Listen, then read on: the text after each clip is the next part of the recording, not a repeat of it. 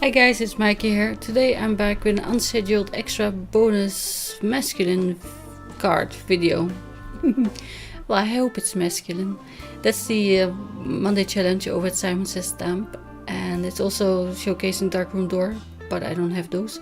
So I used Avery Elle Dead Bites and just a few colors of fish that I thought would make really well a loud noise against the blue. They would really pop because they're kind of complementary, or what's the other word? Opposite colors in the color wheel. I didn't go for yellow just because I thought, the lime green was not sure, more masculine.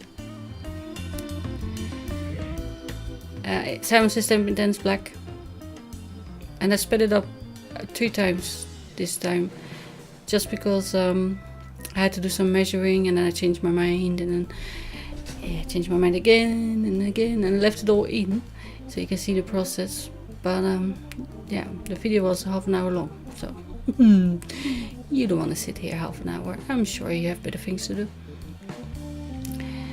And I'm gonna use a sentiment from the set, not sure which one yet, but I had this scan and cut them out, and now I'm gonna measure how I want them on the card. And I did decide earlier for the landscape. I was just checking if the it was a really good idea, and then I checked if the stamp would fit, and I didn't realize that the top panel I'm gonna put on would be bigger, and that would make the image seem like it's falling down and heavy, and it's not optically pleasing. So the bottom should always be bigger, I am taught at school. So and here's like, no, I'm gonna do it a little bit bigger, and then I thought, yeah, it's gonna be 2 inches in the middle, and then about an inch and a half on the bottom, and about an inch, I think, on the top. And I'm using 3 distress inks. That's Mermaid Lagoon, Blueprint Sketch, and Chipped Sapphire. And I'm actually doing the whole back because I'm gonna put the strips on with foam tape, and you can see the sides and the top and the bottom. So I thought if they are all colored, that will be more finished looking.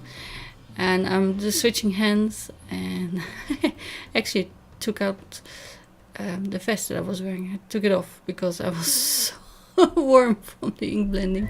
Yeah. Good tip. I'm always cold, but I was actually like warm. So this is Chipped Sapphire, and I'm using the same blending foam. I don't care if the colors mingle. And now I'm passing over with the other colors on the borders, and yeah, I'm putting color around the edges, but I'm not putting great care into it. The middle is more important. And I thought it would look like the depth of an ocean, so it's the sun hits the top where it's lighter, and then it's going darker and darker towards the bottom of the sea. And to make bubbles, of course, it's distressing, you need water. And I'm setting it aside to dry while I color my beasts. And this is a citrus green one.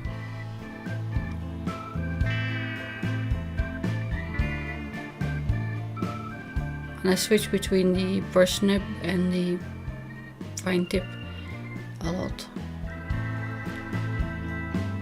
I was checking against the blue, it really pops. And then citrus green for some shading. And around this belly. I think these fish are even masculine. I'm not sure why. They don't have lashes, maybe. If you wanted to change them into girly fish, just add lashes. So there's a tip for you. And here I grabbed the Spectrum Noir, but I didn't mean to. I meant to grab the Illustrator, because you can see how much difference there is. The Illustrator are definitely nice in the jade green. There's more variety, and there's a really nice pale tealy color. Oh, jade color, I guess. And I didn't do anything on the teeth, because I thought if you add just a little bit of gray or brown gray, that would look like plaque. Nope. So I just left them, and it's okay. I think can make them red, like they just chopped up something. That would be really yuck. Yes. I guess zombies would also be very masculine. Yeah, skeletons. I don't know. And then orange, and I'm using orange 3 from the Spectrum Noir, because the Illustrator one is not very different from 2. So yeah, it's handy if you have them both.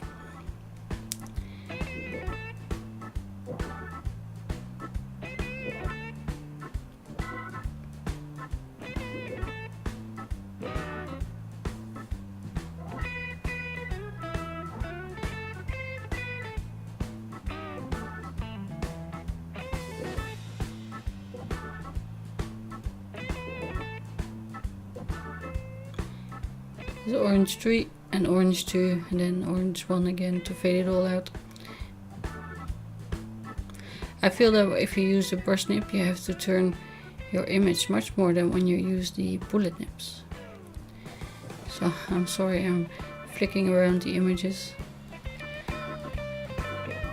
And then blender to clean it up a little bit. I had some bleeding with the orange. That also happens with red a lot. Yeah.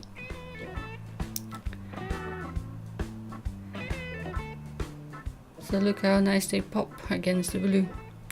And you could, this is my shimmer pen. I was really tempted to use it, but I thought no, it's masculine. So this is the same card stock, and I'm cutting off the strips for the bottom and the top.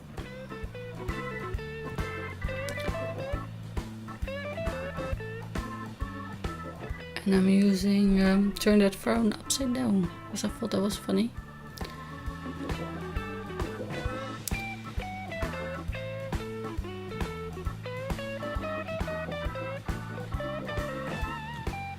Happy birthday.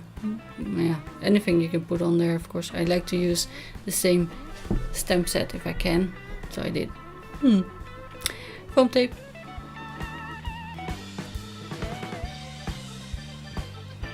And I'm using the table as a straight edge, I guess. And this one, yeah, it might have fit, but I'm using the cut tape that's on the wrong side of this release paper. It didn't not make me happy. So in the end I pulled it off and then cut a new strip on the right side of the release paper, because it was also bowed and pulling on the card. And the last thing you want is your card to go all weird. So I'm putting a new strip on there, cutting in half. I mean, you can see, I don't have to really tell you, do I? But yeah, there's my frame, and I'm positioning. The anglerfish, I think, would have been nice to put him a little bit outside the frame, so that's what I did with foam and tape runner. And the lime green one is just tape runner, so he's flush against the background, and then the other ones have foam tape.